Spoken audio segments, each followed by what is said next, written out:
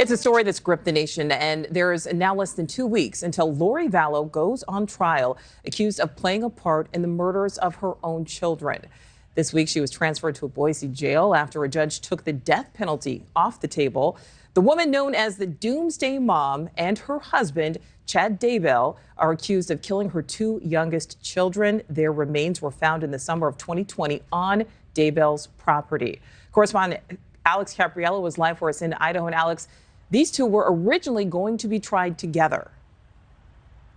Yeah, that's right, Nicole. Actually, earlier this month, the judge completely separated these two cases after new late DNA evidence actually came in. That's the reason why Lori is no longer facing the death penalty, but it could still be on the table for Chad. Now, when I've been speaking to people here in Idaho, they tell me that they're really frustrated that this case is drawn on for now more than 3 years. But very soon, about 300 miles from here, a judgment will be handed down to Lori, who faces several counts of first-degree murder. Now, the so-called Doomsday Mom, as you call her, Lori Vallow Daybell, she's right now in the Ada County Jail where she will be staying during her trial.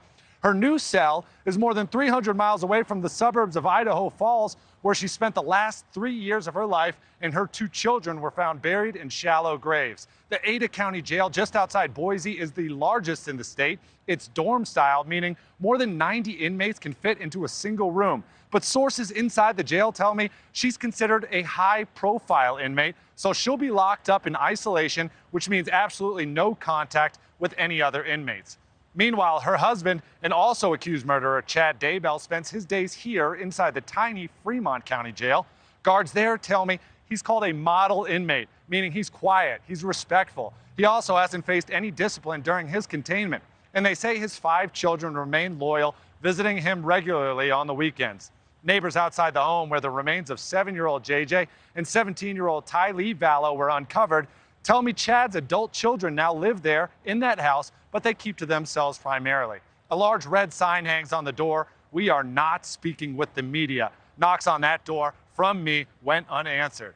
We tracked down Chad's son Garth, but his family politely declined our request for an interview, and there's been no trial date set for Daybell, although if convicted, he could face the death penalty.